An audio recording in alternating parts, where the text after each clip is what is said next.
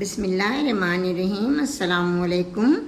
میں ڈاکٹر تنویر انور خان آپ کے لیے اپنی 46ویں کہانی لے کے آئی ہوں، اور اس کا نام ہے خالی جھولی، جو میں نے اپنی پہلی کتاب زنجیروں سے لی ہے۔ یہ چھوٹی کہانی ہے اور یہ 1989 میں آنچل رسالے میں شائع ہوئی تھی۔ تو آئیے ہم اپنی کہانی سنتے ہیں۔ اس سے پہلے میں ویورز کا شکریہ ادا کرتی ہوں۔ اگر آپ کو میری کہانیاں پسند آتی ہیں تو پلیز لائک کریں، سبسکرائب کریں، شیئر کریں اور بیل کے آئیکن کو دبا دیجئے، تاکہ میں جیسے ہی کوئی نئی کہانی ڈالوں تو وہ آپ کو بر وقت مل جائے۔ تو آئیے ہم اپنی کہانی سنتے ہیں، خالی جھولی۔ تمہاری شادی میں صرف 6 ماہ رہ گئے ہیں، اپنے باپ سے کہو کہ کچھ پیسوں کا انتظام کریں۔ امی، آپ کو میری شادی نہیں کرنا چاہیے، آپ مجھے ابھی پڑھنے دیں، سمرا ناراضگی سے بولی۔ کیا کرو گی پڑھ کر؟ لڑکی چاہیے کتنا بھی پڑھ لے، جہاں ڈچولا ہی کرنا پڑتا ہے۔ میں مانتی ہوں، مگر شادی کے بعد آپ نے کون سا سکھ اٹھایا ہے جو مجھے اس اندھے کنویں میں دھکیل رہی ہیں؟ عاصم انجینئر ہے، اچھا لڑکا ہے، اگر عمر بڑی ہو جائے گی تو اچھے رشتے نہیں آتے، سب آ جاتے ہیں۔ امی، آپ مجھے الجھن میں ڈال رہی ہیں، تم اپنے باپ سے بات تو کرو۔ بیٹی، امی، میں اپنی کسی دوست کے گھر سے فون کروں گی، کالج سے وہیں انیلا کے گھر چلی جاؤں گی۔ ٹھیک ہے ابو۔ ہیلو سمرا جی۔ ابو، کیسے فون کیا؟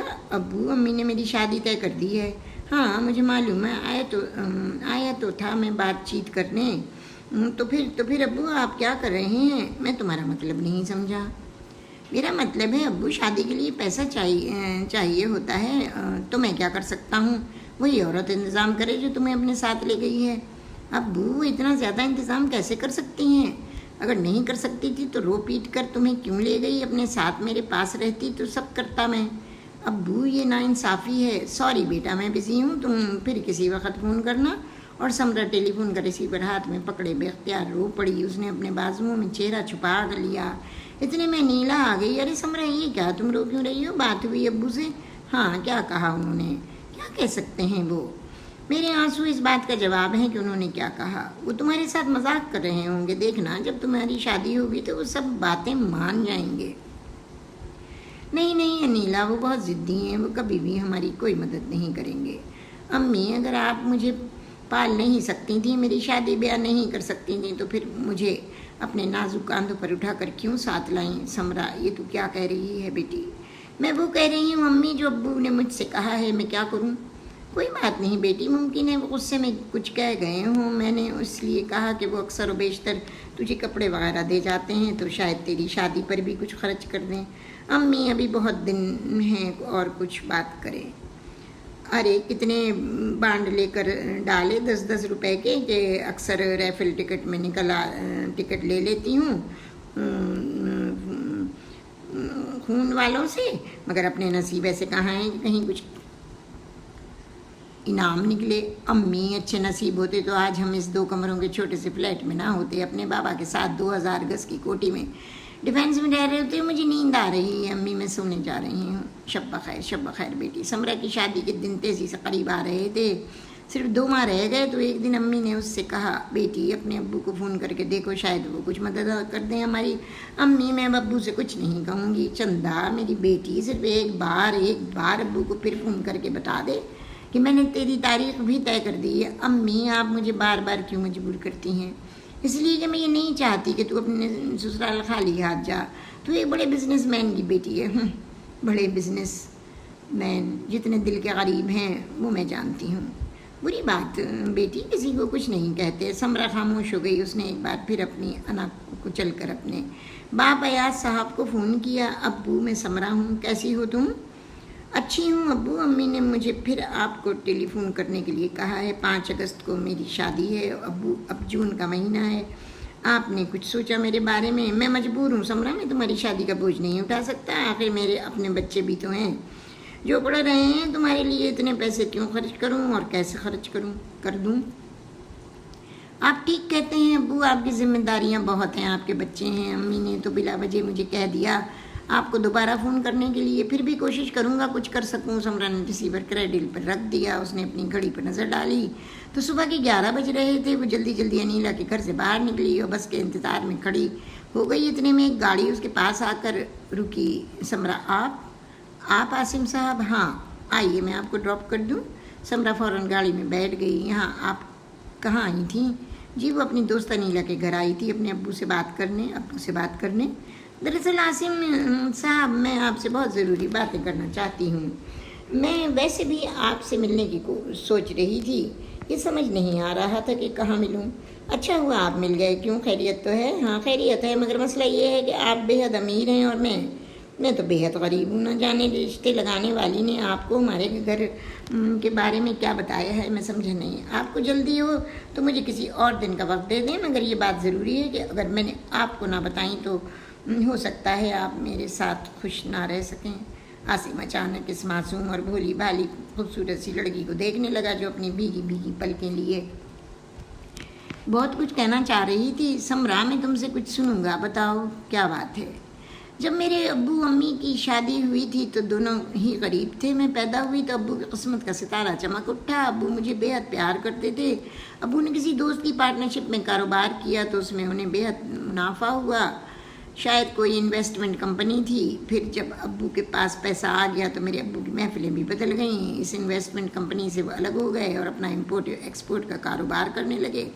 मगर आसिम साहब, उनके दिल में मेरी अम्मी का प्यार ख़त्म हो गया था। वो रातों को देर से घर आते थे और अगर अम्मी कुछ कहती तो उन्हें तकियानोसी कहते। मैं कॉन्वेंट में पढ़ती थी और फिर अचानक पता चला कि अब्बू ने अम्मी को तलाक दे दी और दूसरी शादी कर ली। मैं सिर्फ 8 साल की थी, मुझ पर झगड़ा चला। मेरी नई माँ मुझे रखना नहीं चाहती थी और यूँ मैं अपनी अम्मी के साथ नाना जी के फ्लैट में आ गई। मेरे बाप ने मुझसे बस इतना वास्ता रखा कि कभी कभार आते और 100-200 रुपये दे जाते।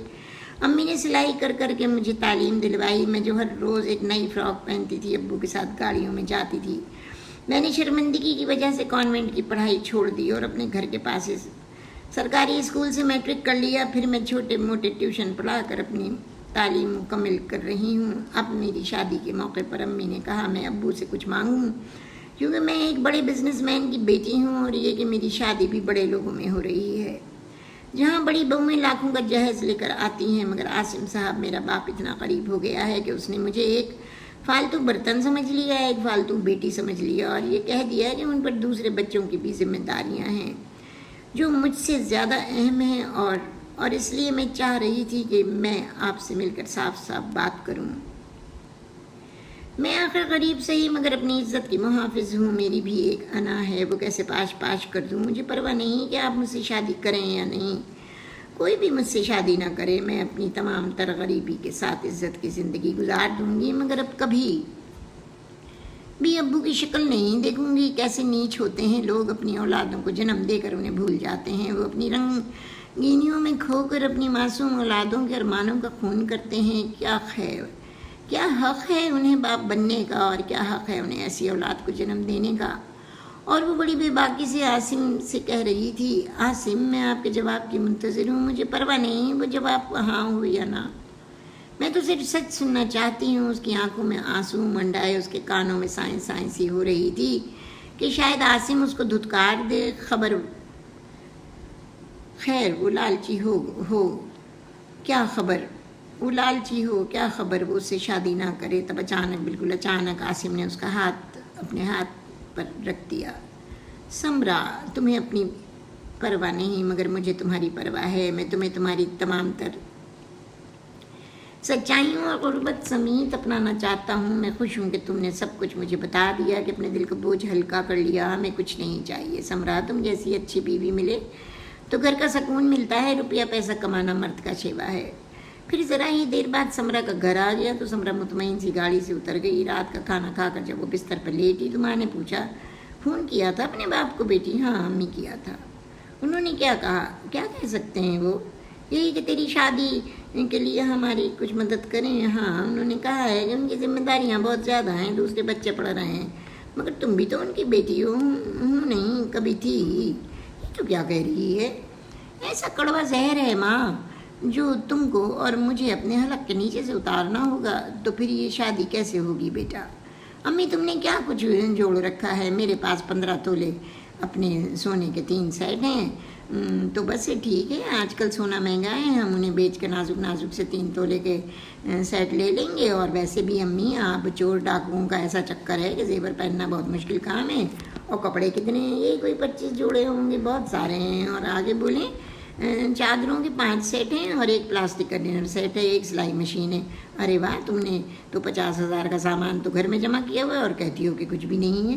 ارے بہت ہے امی، جیسے 100 دفعہ غرض ہو، جسے 100 دفعہ غرض ہو مجھے ایسے ہی لے جائے تو میں شادی نہیں کروں گی، ورنہ یہ کیا کہتی ہے بیٹی، آخر فرنیچر کھانے پینے میں بھی تو تقریباً 50-60 ہزار روپے لگ جائیں گے بیٹی، آج کل تو مانجھے مہندی میں بھی بہت پیسہ اٹھتا ہے۔ دیکھیے امی، یہ شادی شرعی کیجیے، میں مانجھا مہندی جیسی فضول خرچی نہیں ہونے دوں گی، اور ویسے بھی امی رات کو شادی نہیں، 9 بجے سے کرفیو لگ جاتا ہے اور دن میں چراغاں کے پیسے بچیں گے۔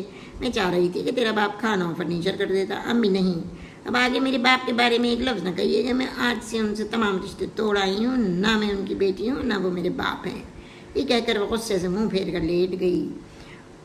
اس کی امی شاکرہ کی آنکھوں میں آنسو تیر آئے اور وہ دل میں گڑا کر خدا سے دعا مانگنے لگی ہیں، پروردگار عالم، میری عزت تیرے ہاتھ ہے، میں نے جس عزت سے اپنی بیٹی کو پالا ہے تو اسی عزت سے اسے رخصت کرنے میں مدد دے۔ اے میرے مولا، میری فریاد سن لے، ہم غریبوں پر کرم کر، میری کم سخن اور کم نصیب بچی کے نصیبوں کو کھول دے مولا۔ اور شاید پروردگار نے دعا قبول کر لی۔ اس کی شادی میں ایک ماہ رہ گیا تھا کہ اچانک ایک دن الماری ٹھیک کرتے کرتے سمرا کے ہاتھ میں ریفل ٹکٹ آ گیا۔ ارے امی، میں ابھی 1 ہفتے پہلے یہ 2 ریفل ٹکٹ لائی تھی، کل قرآن اندازی ہے، شاید قسمت زوراور ہو جائے۔ ارے بیٹا کہاں ایسے ہمارے نصیب کہاں، بہرحال صبح ملا لینا نمبر، میں اپنی پلو میں باندھ لوں، تو کپڑوں میں رکھ کر بھول گئی۔ اور دوسری صبح جب سمرا نے اپنا ریفل ٹکٹ نمبر ملایا تو اس کی آنکھیں حیرت سے پھیل گئیں اور وہ بری طرح چیخی، امی میرا 3 لاکھ کا انعام نکلا ہے۔ کیوں مذاق کرتی ہے بیٹی، میرا تو دل ویسے ہی پریشان ہے۔ امی اب پریشان مت ہو، اب تم سب ارمان پورے کر کے اپنی بیٹی کی شادی کرنا۔ شاکرہ کو یقین نہیں آیا تو اس نے اینک لگا کر اخبار سے ٹکٹ کا نمبر ملایا تو بالکل وہی نمبر تھے۔ امی میں نہ کہتی تھی کہ اللہ تعالیٰ نے میری فریاد سن لی، اللہ نے ہماری غیب سے مدد کر دی، دیکھا اللہ تعالیٰ نے چھپر پھاڑ کر پیسے دے دیے۔ سچ سمرا، اللہ نے میری فریاد سن لی، شکر ہے تیرا میرے مالک احسان ہے میرے مولا کہ تم نے میری خالی جھولی میں خوشیاں بھر دیں۔ سنو امی، کسی کو کچھ نہ بتانا، ہم اتنے سارے پیسے گھر نہیں لائیں گے، بس لوگوں کو شادی کا بلاوا دیں گے۔ سمرا 3 لاکھ روپے کا چیک امی کے ساتھ لینے گئی، اس نے 3 لاکھ روپے ماں کے اکاؤنٹ میں جمع کروا دیے اور پھر شاکرہ نے اپنے دل کا ہر ارمان پورا کر لیا۔ بہت نک سکھ سے اپنی بیٹی کی شادی کی شاندار جہیز تیار کیا، fridge, T V, washing machine, juicer, سب کچھ انہوں نے اپنی بیٹی کے لیے لیا، اور 25 جوڑوں سے بڑھ کر 35 جوڑے ہو گئے، مگر پھر بھی سمرا کو بہت سی چیزوں سے روکتی رہیں۔ امی بہت کچھ ہو گیا، فرنیچر کا آرڈر بھی آپ نے دے دیا ہے، ان لوگوں کو کہہ دیں کہ جہیز شادی سے پہلے اٹھا لیں۔ ہاں بیٹی کہہ دوں گی، بوا سے کہلوا دوں گی۔ عاصم تو جہیز کا سامان دیکھ کر حیران و پریشان ہو رہا تھا کہ سمرا نے اپنی غریبی کا رونا رویا تھا، اور یہ تو بہت شاہانہ جہیز لے کے آئی ہے۔ وہ شادی سے 1 ہفتہ پہلے کی بات ہے، جب سمرا کے ابو سمرا کے گھر آئے تھے، سمرا نے ملنے سے انکار کر دیا تو وہ شاکرہ کو برا بھلا کہنے لگے، اور تب مائیوں بیٹھی سمرا کو اپنے پیلے کپڑے پہنے باپ کے روبرو آنا پڑا۔ بس خاموش ہو جائیں ابو، کہیے کیا بات ہے، میں تمہیں یہ 10,000 دینے آیا تھا۔ اچھا 10,000 مجھے دینے آئے تھے، کہیں کوئی غلط فہمی تو نہیں ہو گئی ابو؟ کیا مطلب ہے تمہارا؟ مطلب یہ ہے کہ میرے غریب باپ کے پاس یہ 10,000 کہاں سے آ گئے، اور 10,000 میں کیا آپ اپنی بیٹی کے فرائض سے سبکدوش ہو جائیں گے؟ میں اتنے ہی پیسے مہیا کر سکا۔ اوہ، آپ اتنے پیسے مہیا کر سکے؟ مگر کیوں؟ میرا آپ سے رشتہ کیا ہے جو میں آپ سے یہ خیرات لے لوں؟ میں تو آپ کے سامنے ہمیشہ خالی جھولی لیے کھڑی رہی، میرے دامن میں میری جھولی، آپ نے کبھی بھی محبت و شفقت کے پھول نہیں ڈالے۔ قصوروار تو میری ماں بھی نہیں، جسے آپ نے نئی عورت کے لیے چھوڑ دیا۔ مجھے دنیا میں لانے کے ذمہ دار آپ تھے، میں خود اس جہان میں نہیں آئی تھی۔ تم گستاخ ہو، میرے ساتھ بدتمیزی کر رہی ہو، اس بدتمیزی اور گستاخی پر آپ نے مجبور کیا ہے مجھے ابو۔ آج کے بعد سے آپ مجھ سے ملنے کی کوشش نہ کیجیے گا، میں ایک نئی زندگی میں قدم رکھنے جا رہی ہوں، اور وہاں آپ کے لیے دل کے کسی کونے میں رکھے جانے کی جگہ بالکل خالی نہیں ہے۔